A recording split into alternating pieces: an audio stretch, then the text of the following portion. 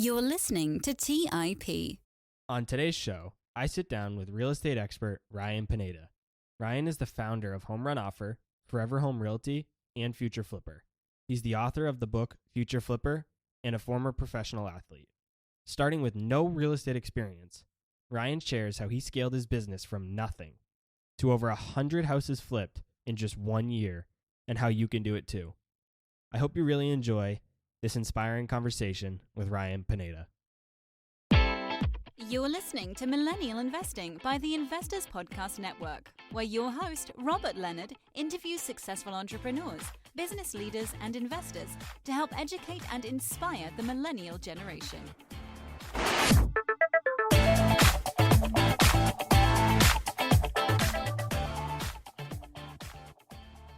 Hey everyone, welcome to the show. I'm your host, Robert Leonard, and with me today, I have Ryan Pineda from Homerun Offer, Forever Home Realty, and Future Flipper. Welcome to the show, Ryan. Hey, happy to be here, man. For those listening that don't know who you are, can you please walk us through your story and how you got to where you are today? So I'm out here in Las Vegas. I was born and raised, and I started out as a baseball player. That's kind of all I ever wanted to do. And fortunately enough, I was good enough to get a scholarship and, go play D1 baseball. And, over there had a lot of success and was an All-American and all that, and got drafted by the Oakland A's my junior year. So I thought I was on the right track to make it in the big leagues. And I had a long career, never got to the big leagues, played in the minor leagues for a really long time, 8 years. And it was great, man. I love the experience, but, minor league baseball didn't pay the bills. We were making about $1,200 a month, and I had to get another job on top of that to support myself. So that's what led me to real estate. Really, I just wanted a career that I could just work in the off season and still be able to train for baseball and all that. So got licensed when I was 21. That was when I got drafted as well, and did that for a little bit. Got tired of it really quickly because I just didn't like being an agent. Just wasn't my thing. And I kind of quit real estate for a little bit and started doing all kinds of hustles, mainly just selling couches and appliances and anything I could find on Craigslist. That was cool for a little bit. I was making good money, but eventually I realized that wasn't for me. And so that led me down the path of real estate investing. And I could get into, the whole story of how all that transpired. Long story short, I started investing in 2015. I didn't have a lot of money and ended up just going for it. Maxed out my credit cards, got some loans, and bought my first flip, made some money, and the rest is history. Now, almost 5 years later, we're, flipping 100 plus homes a year, doing a lot of different things with the brokerage and education and all this other stuff. So it's been a wild ride, man. That's fantastic growth. In 5 years, you went from your first flip to over 100 flips in 1 year. That's incredible. Now, I know you have an interesting story of how you went from flipping couches to flipping real estate. Talk to us a little bit more about how that evolved. I got tired of the real estate game as an agent, and then I still needed to make money somehow. And so my wife and I got married really young. She was 21, I was 24. And we moved into our first apartment together, and I bought a bunch of used furniture because we didn't have money. And I remember sitting there thinking like, man, I bet you if I sold this stuff, I could make, at least twice of what I bought it for, maybe 3 times. And, if I could make $100 a day, $200 a day, like just selling one item, that's a good living. And so I tested my theory. I bought a couch that I thought was a good deal, put it in the house, and sold it for a $200 profit like a week later. And I was like, I think I'm onto something. So I ended up buying a truck off Craigslist, like $1,500. And that was how I started picking up furniture and different items like that. And I bought a storage unit, or I leased one out, I should say. And that was kind of like my storefront. And I just started buying couches and other things every single day. And I knew, like, in my mind, hey, if I buy one item that makes me $200 a day, I'll make $6,000 a month. And it was true. I mean, that's what I was doing. And I did that for a few years, obviously, making $6,000 to $8,000 a month. And it was a great living, but obviously it's not like super fulfilling, doing that. And, eventually I had hit my ceiling. Like, I pretty much was like doing it to the best of my abilities. And I was buying like every good deal in Las Vegas. So it was like, I can't even scale this, And so that was like my first realization with business building and scaling. Like at some point you hit your limit and you've got to decide, like, how do I make this better than what it is? Or have I, like, is this it? And for me, I decided this was it. But it allowed me to get into flipping and kind of take that same mindset of like, hey, all you got to do is buy low and sell high. Like with the couches, it was the same principle. I would buy a distressed couch, something really cheap, and I would make it turnkey. I would, clean it up, make it nice, get some good photos, and then, people would want to buy them and I deliver it to them. So everything was turnkey. Same thing with house flipping. You're buying a distressed house, you're fixing it up, making it nice, giving it to them turnkey. And so I realized instead of making $200 a couch, if I buy a house and do the same thing, I can make 100 times that. I can go make $20,000 on a house. So that was kind of the shift. And I enjoyed it a lot more, obviously, flipping houses versus flipping furniture every day. Yeah, that's definitely a business that's tough to be sustainable and scalable. Scaling it was definitely the hardest part. Right.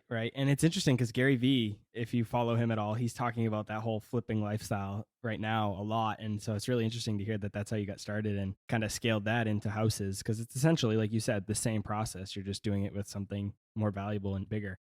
It's true, man. I mean, I've been flipping things my whole life. I used to buy and sell Pokemon cards, furniture, all this crap. I did iPhones, new release stuff where people, pay twice as much because they missed out. Like I was doing all that stuff before houses. So it's all the same concepts. It's just a matter of, can you identify value? Can you make it turnkey? And can you raise the capital to buy all these items? So going back to your baseball career a little bit, did your baseball experience teach you anything about business and entrepreneurship? And if so, what did it teach you? Baseball taught me so many things about entrepreneurship and just business in general. I would say the number one thing baseball taught me for sure is discipline and how to deal with failure. As far as discipline goes, right? Like to play pro sports, you have got to be willing to put in the work. You've got to be willing to practice hours every single day to perfect your craft. You've got to be willing to eat right every day. You've got to be willing to work out. You've got to be able to perform in front of a crowd and in front of pressure and, somebody else trying to beat you, because there is competition when it comes to this industry, right? Everyone's going after the same deals. Everyone's, trying to do the same thing. So there's competition when it comes to it. So like baseball taught me all these things. Like if I want to excel and be one of the best, I've got to be willing to practice and get better at my craft every single day. And then I've got to be able to, take care of myself. Am I willing to eat right every day so that I have energy and I'm able to do things that other guys can't because they're not in shape? Am I able to handle adversity and failure, right? In baseball, you fail all the time. The best hitters ever failed 7 out of 10 times. And so dealing with that, dealing with striking out 4 times in a game in front of thousands of fans and being booed, or making errors and losing the game for your team in front of all the fans and whatever. So like failing on a very public stage taught me a lot of things with regards to this real estate thing in business, where usually when you fail, no one really knows about it. People can hide what's going on, whereas sports, it's very public. And so now when I fail, I'm happy to share it because it's like, hey, you know what? I lost money on this deal. It is what it is. I'm not perfect. I make mistakes even at the level I'm at. So I like sharing my failures with people because I think too many people in this industry have this persona of, hey, like everything is great. How are you doing? Everything's good, blah, blah, blah. And it's just, it's not the truth in this business. So discipline and failure are two of the big things that I picked up. I think what's really interesting about your baseball career and its relation to business is really 2 things. First, the failure, but also this idea of instant gratification, right? You played in the minors for 8 years and you stayed because you believed you could make it to the bigs. If you had wanted instant gratification, you would have given up after 1 year, or maybe even 2 years. And it seems these days, everybody wants instant gratification. And if they don't get instant gratification, they give up. And if you had done that, you wouldn't have made it to 8 years in the minors. And I think that played into your business career and building all of your businesses because you weren't looking for instant gratification. You knew to work on things for the long term, just like you did in baseball in the minors. And the other piece of it is about the failure. Like you said, if you hit 300, so if you hit 3 out of 10 times, you're going to be a fantastic ball player. You're going to be an all-star. But in real estate, if you were to get 3 out of 10 deals, you would be an absolute rock star, and that would be almost unheard of. So by being able to fail in baseball all those times, I think that helped you build your business and fail in real estate and grow from that rather than taking it and being discouraged. Now, A common misconception, one that I actually fell victim to for a while, is that you must have a lot of money to become a real estate investor. You've proven that isn't the case. You've purchased over 100 houses across 7 different states on your way to becoming a millionaire after starting with only $10,000. What is the best way for a millennial without a lot of money to get into real estate investing? With real estate investing, there's so many ways to do it without using your own money, right? The number one way I'm seeing a lot of millennials and people start is through wholesaling. And so wholesaling is essentially flipping, but without actually buying the property. So to break it down into the simplest term, let's just say, your neighbor will sell the house for $100,000, right? And so you get a contract. And then me, the actual investor, is willing to pay $120,000 for that house. And I'll still make my profit. I'm going to fix it up and sell it for $200,000. So all you do, instead of you buying the house, you sell me the contract for $20,000. You're selling me the right to buy the house. And so that's what wholesaling is in a nutshell. Is you're just getting a contract at a very good deal and selling the contract to the person who's actually going to buy the house. And so for the millennial who doesn't have money, that's a great way to start, is like, just find good deals. And that's hard. It is hard to find good deals. But if you have a good deal, finding a guy like me is super easy. There will be somebody like me in every city who will buy a good deal. And, your profit and your spread is just going to be dictated on how good of a deal you got. So that literally costs you no money. So that's a great way to start.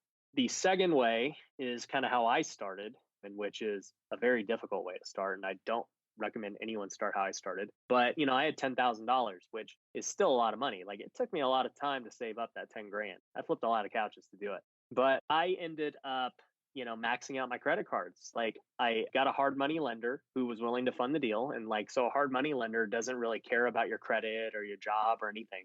All they care about is how good is the deal. And so the deal was good. And I had a guy who was like, yo, I will fund this deal. You just need to come up with 20%. And so I needed like $30,000.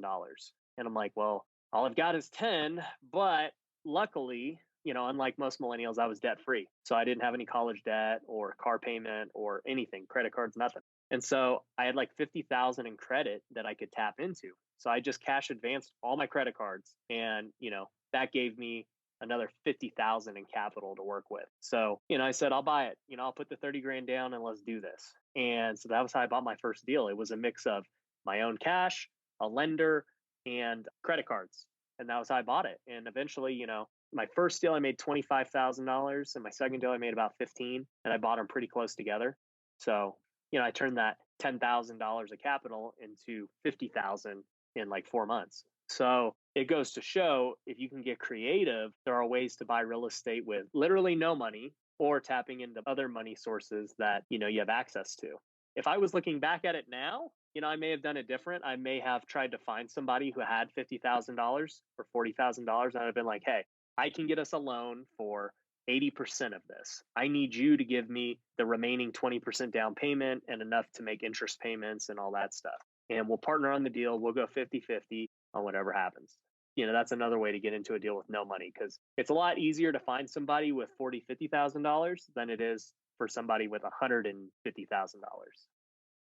Assuming somebody was able to find the 20% down payment that they need from an investor, how would they go to a bank and get the remaining 80%? How does that work?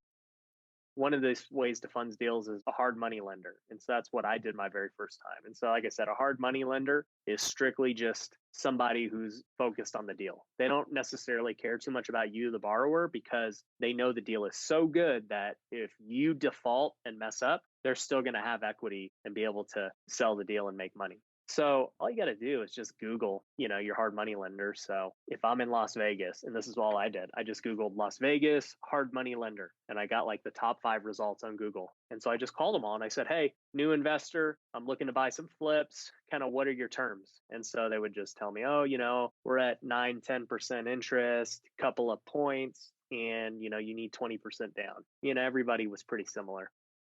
And those hard money lenders don't care where that 20% comes from? Because when you get a conventional mortgage, you wouldn't be able to do that same thing.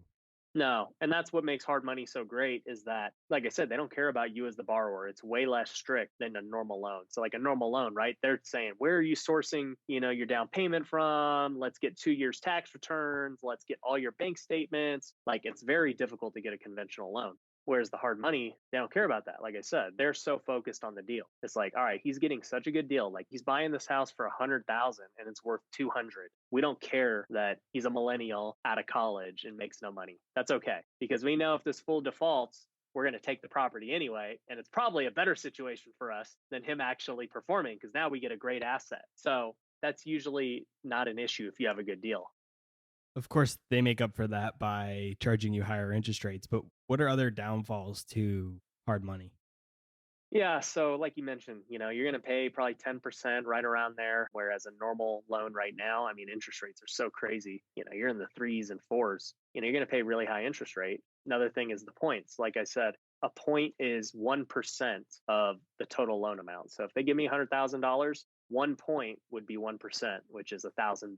And so they're going to say, hey, we want 3 points on top of this. So you're going to pay them a $3,000 fee right off the bat, plus high interest. Plus the loan is typically only 6 months to a year. So you see there's a lot of risk with hard money versus your 30-year conventional loan where, hey, I got low interest, I'm not getting charged points, and I got 30 years to pay this thing off. Well, they both come with trade-off, right? The 30-year loan takes 30 to 45 days to close. They're super paperwork heavy. You may or may not get approved. It doesn't matter how good the deal is. All they're concerned about is you, the borrower. How stable are you? They don't care if you're getting a smoking deal. The hard money guy is the exact opposite. They're not so much concerned about you, the borrower, because they know, hey, you've got a smoking deal and we're going to make a lot of money off of this because we're going to charge you a lot of points, high interest, and we know we're going to get it back in 6 to 12 months because you're either getting foreclosed on or you're selling the property. One of the two will happen. Yeah, that's exactly what I was going to say is the high interest rate is definitely much higher than conventional lending, but usually the terms are only 6 to 12 months, just like you said. So usually that's not a huge deal as long as the numbers still make sense because you're out of it quick enough that it's not detrimental. You couldn't hold the loan at 10% these days, but can you talk about that process of how to get out of that loan? How would somebody get out of a hard money loan in 6 to 12 months? What if they can't sell, or what if it wasn't a flip? Is hard money still an option? Typically, you're only going to use hard money for a flip. And the other benefit of hard money that I forgot to mention is that they can close in, 10 days to 14 days. So that's kind of what separates it from a conventional loan, that takes 30 to 45. When you go to the seller and you're like, look, we're going to close in 10 days, that makes you get the deal compared to the other guy. But you really have like 3 exit strategies. You're either going to sell the property within 6 to 12 months, which is, a flip, hopefully doesn't take that long. You're either going to refinance it because maybe you want to keep it. And I do that too. I'll buy deals where I know I plan on keeping it. So I'll buy it with hard money, fix it up, rent it, refinance it, and then do it again. So I've accumulated a big rental portfolio doing just that. So that's one option. The other option is, if you've got the cash and you can pay it off, you're going to pay it off with cash.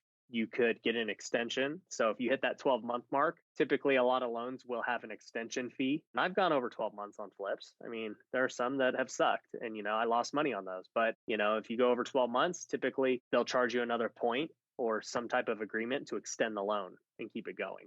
So, I mean, there's a lot of different exit strategies. Very rarely does it result in foreclosure unless you just stop paying. My biggest concern with hard money right now is where we are in the market cycle. What can real estate investors do who have hard money if the real estate market crashes? What if they can't refinance or sell the property? How can they get out of that hard money loan? I think with real estate, I saw a funny little graph the other day and it said, here's what happened to real estate the last 5 recessions. And 3 out of the last 5, real estate actually went up. And the 4th one, it went down like slightly, like 1%. So essentially it broke even. And then the very last recession, it went down like 20%. So if you look at real estate in a vacuum during the recession, it's like, well, yeah, we think it's going to drop dramatically because that's what happened last time, because real estate was the culprit for the recession. I don't necessarily believe that real estate is going to be the culprit this time around. I think if anything, it's going to end up being a trade war. It's going to end up being student loan debt. It's going to be something different. I highly doubt it'll be real estate. I could be wrong, but that's just my opinion. So if something else is the cause of it, I'm not so concerned that it's going to impact real estate, because if there's a recession, people have got to put their money somewhere. Smart people and rich people don't put their money in the bank. It just doesn't make any money. But if stocks are so volatile, where are they going to put it? I mean, yeah, they can go put it in gold. Some people, are they going to put it in cryptocurrency? Maybe. But The tried and true method for putting your money away safely is real estate. Even if you had put your money away back in 2007 when everything hit the fan, if you held it all the way to today, you'd be okay. I've met many people who bought a home in '07, they stayed with it, kept making their payments, and now they've paid off 12 years of principal and they're good. Their house, they've got equity now. And so I don't necessarily believe that we're going to have a huge issue. I think for the house flipper, there will be some type of hit, and that includes me. So I think if real estate starts going down a couple percentage points, I don't see it falling off a cliff, but let's just say it's starting to go down 1% a month, which would mean 12% for the year, which is a big, big drop. If I'm in and out of a property in 6 months, it's like, okay, 1% over 6 months might end up being, $10,000 on a $200,000 house. So it's not that bad, right? If you were planning on making 20,000 and, you made 10,000 less, you should still be okay. You should still break even on flips. You should still, maybe slightly lose. So I'm not super concerned about it, but I might be eating my words. You don't know. I mean, you really just don't know. But just looking at it from the mathematical point of view and the historical point of view, there's not a lot of reason to be concerned about it. Yeah, there's definitely some recency bias that's built into the whole concern about real estate going into the next recession. What do you think is the most common misconception about real estate that holds people back from getting started? I think it's the money thing, man. And that was my biggest misconception too. And I talk about that in my book. Like, my number one limiting belief was I needed a bunch of money, and it just wasn't true. I didn't start investing for years because I had just assumed, hey, I need somebody with some money to partner up with me and we'll go buy some houses together. And I didn't realize I had all the tools the whole time. I just never seeked them, and nobody had ever told me how to do it. I take it on myself. I didn't try and read any books on how to do it. I didn't try and do anything. But 10 years ago, social media wasn't what it is today. You go on Instagram or whatever, you could go follow these guys day to day, watch their stories and see firsthand how they're doing it. Like, we have such a huge amount of information today than we did 10 years ago. It's insane. Yeah, I agree with that completely. I think that is probably the largest misconception. Like I said, I fell victim to that misconception myself for a long time. My whole investing career, I was always invested in the stock market, not only because I was passionate about it, but because you can buy a few shares of different companies without a lot of money, or different ETFs without having tens or hundreds of thousands of dollars. You just need a couple hundred to start investing in the stock market. So when it comes to real estate, I had the misconception that I had to have a lot of money. But then I started to read Bigger Pockets books, and I actually read your book. And then I realized that was just a misconception I had. And over the last 2 years, I've done 6 deals. So what is the best piece of advice about real estate investing you've ever received? And on the flip side, what is the worst? I think probably the worst piece of advice would be another limiting belief I had. And I don't even know that somebody had told me this. It was just the way that I thought. And that was like never paying for education. And I think a lot of that stemmed from Bigger Pockets, where they promote everything for free, which is great. That's how I learned, right? I learned from podcasts and free sources. But once I started paying for education and like just seeking out the top guys doing it and paying thousands of dollars, tens of thousands of dollars, I realized like this guy's got like the fast track. It's going to take me years to have figured out what this guy already knows. And I only got to pay $5,000 to learn it today. So once I flipped the script on that, like even the mastermind I'm with Brandon, right? I paid a good chunk of change to be a part of it. Like, I'm all about that now. Now granted, I don't believe that, hey, if you have no money at all, you should go spend 5-10 grand on a mastermind. You're not there yet. You need to go absorb all the free ways to learn. But once you do get some income going, I think it is highly beneficial to go seek out somebody who maybe you've been following for a while and that you really trust, and go learn from them, because it took me years to really do that. Even once I had money, I was still so anti-guru, I should say, that I didn't spend any money on my education. I kind of took pride in that. I'm like, oh, I'm self-learned and this and that. And man, my income just went through the roof once I started learning some of these tricks that took other guys 5 to 10 years to learn. And they just told me it that weekend spending with them. So I think there's so much value paying for education. And the other part of paying for education is it forces you to take action, because I see so many people who have no skin in the game. And so they'll read books. I get a ton of people who tell me they've read my book, and I'm like, great, did you do anything? And they're like, no, not yet. I'm working on it.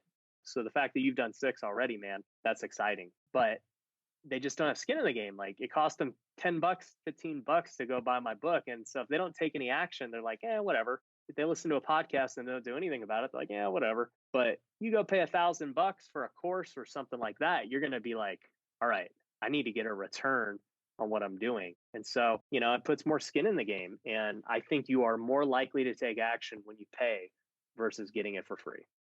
How can somebody avoid those paid resources that might be somewhat scammy, or they're quoted as get rich quick schemes? I see advertisements for them all across the internet all of the time. How can somebody avoid something like that that's not going to be worth their money?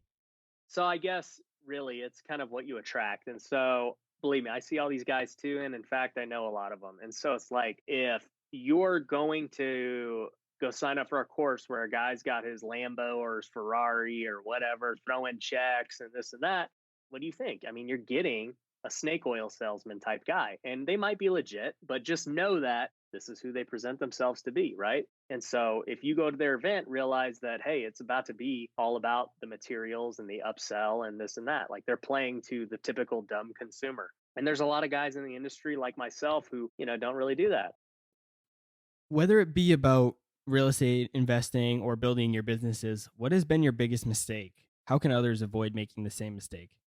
My biggest mistake was starting too late. Like I said, I got in this business when I was 21 years old, and I didn't have success as an agent. I didn't start investing until 2015. You don't think I thought about investing from 2010 to 2015?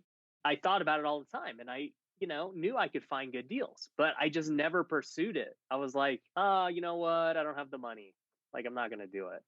If I knew how to do what I do now back in 2010, oh my gosh, I don't even want to know what would have happened. I think just starting late is my biggest mistake in thinking I needed all this money. For those of you who think that you can't do it because of one reason or another, that reason is definitely false. You can for sure do it. It doesn't matter if you don't have enough time. If you think you don't have enough time, there's ways around that. Okay. You can go get a partner. You can work twice as hard as a normal person, work 2 jobs, work during the day, do your real estate at night or early in the morning. There's a way to make it happen. It's just a matter of if you're willing to do it. You've mentioned a few times that you didn't have great success as a real estate agent, but now you own your own real estate brokerage. How did that come to be? Once I retired from baseball, that kind of freed up a lot of my time. I was like, well, what do I do with myself? Like, I'm used to leaving the city for 6 months out of the year. I'm used to training hours every day and all this stuff. So I'm kind of like, I got a fresh slate. What do I do? And I just kind of sat there and I'm like, you know what? We might as well just go all in on this whole thing and be legit from all aspects. And so I started the brokerage. We were already flipping. So even if I never got an agent, I knew that running all my flips through the brokerage would save me money in the long run, even if all we did was our stuff. So I started that. And then I started, my education company, Future Flipper. I'm like, you know what? If somebody wants to work with us, we are going to have something for them, whether they're an agent, an investor, a wholesaler, we'll buy from them. If they want to learn to flip, we'll teach them. We're going to capitalize. And so I just started the brokerage. I mean, we did it 2 years ago. We're coming up on our 2-year anniversary, I think next month. And, we went from zero. We didn't know what we were doing. And now we've got over 50 agents. And we've done that without advertising. We've done it without recruiting agents or anything. All 50 have come to us. And it's strictly from just putting stuff out on social media, giving value, and all these other things. So I hated being an agent, but I really enjoy helping realtors. I really enjoy that aspect of it, teaching them how to get better at their business and create leads and treat their clients right. I just don't want to be the one handling clients. Your last point there, that's exactly what I was going to say, is there's a difference between being the broker and helping agents build their business than actually being an agent and practicing every day. Absolutely. Other than your own, what are the best resources that you would recommend to someone who is interested in getting started in real estate investing? I would say Bigger Pockets, man. I don't think there's anything better than Bigger Pockets right now. I mean, I taught myself through them. I would just go watch every single podcast from zero to whatever they're at now. And that's what I did. I mean, I literally watched every single podcast until I was on the podcast. I would just say, listen to all their podcasts, buy every single book that they've put out. But, you don't need to know it all. I mean, at the end of the day, don't feel like, all right, once I've read every book and I've listened to every podcast, then I'll be ready to start. That's not true. Like at the end of the day, then not to count my book, but like if you read my book, like you should literally be able to start right after reading my book. Now, granted, you can still listen to the podcast and do all that stuff and continually learn, but don't think you need like the full picture before you start. I think that's great advice. That's exactly how I started. Listened to all the Bigger Pockets podcasts. I got interactive in the forums. I bought all their books. If you look up on my bookshelf, I have about 9 or 10 of them, read them all. That's exactly how I got started. That's actually how I heard about you. I learned of you from the podcast and then obviously got into your books and everything else you got going on. So yeah, definitely great advice. If you were to summarize everything you've learned over the years, from being a professional athlete to being a successful real estate investor and an entrepreneur, what is the number one piece of advice you'd give a millennial listening to the show today? A common theme you'll hear me say is like discipline, because I think in sports, that's just the only way to succeed is you've got to have extreme amounts of discipline with working out, with eating right, training, all that stuff. And the same applies to real estate. Like, are you willing to go call for hours every single day, knowing that it's not going to result in a deal that day? Like you might not get a deal that month, but continue to hang with it. That takes an extreme amount of discipline. And are you willing to, as you start out, read all these books that you read and listen to all these podcasts for hours every day? Are you willing to put in that time? Are you willing to go door knock and, get the door slammed in your face and, get cussed out and all this stuff? Like, are you willing to take all the failure associated with it? Because this business is way more failure rate than baseball. If you get a hit 3 out of 10 times, you're an all-star. Here, we get a deal less than 1% of the people we talk to. So that means we're talking to a lot of people and getting a ton of no's. And that is the only way to really scale this business, is just to talk to so many people, because we know that most of them are going to say no. And we're okay with that. We just know how the numbers play out. So I would just say like discipline, dealing with adversity, and dealing with fear. So many people are so scared of losing money. They're so scared of failure. They're so scared of not knowing what to do when a situation arises. I can tell you every single day, I face a new situation that I just have not encountered before. And, I'm not like trying to prepare for it. There's no way to prepare for it. It just happens. And now you got to deal with it. And hopefully next time you'll be prepared for it. So don't think you've got to be fully prepared, and be willing to deal with the failure, be willing to put in the work and do it every single day consistently. Only thing I would add to that there is I would highly recommend a book called Rejection Proof for anyone that's listening to the show today. It's an amazing book. I read it. It really changed how I approach rejection, and I would really recommend that you go check that out. Thank you so much for your time, Ryan. Where can the audience go to learn more about you and all the things that you have going on? Best way to interact with me is social media. I'm pretty active on Instagram. So you follow me at All-Star Investor. You want to find out more about my companies and education and stuff like that, you can just go to ryanpineda.com and you're going to find all that stuff and everything associated with me. So those are the best ways to get a hold of me. Awesome. Thank you, Ryan. I'll be sure to put links to all of that in the show notes. Thanks again for your time. Appreciate you having me. All right, guys. That's all I had for this week's episode of Millennial Investing. I'll see you again next week. Thank you for listening to TIP. To access our show notes, courses, or forums, go to theinvestorspodcast.com. This show is for entertainment purposes only. Before making any decisions, consult a professional. This show is copyrighted by the Investors Podcast Network. Written permissions must be granted before syndication or rebroadcasting.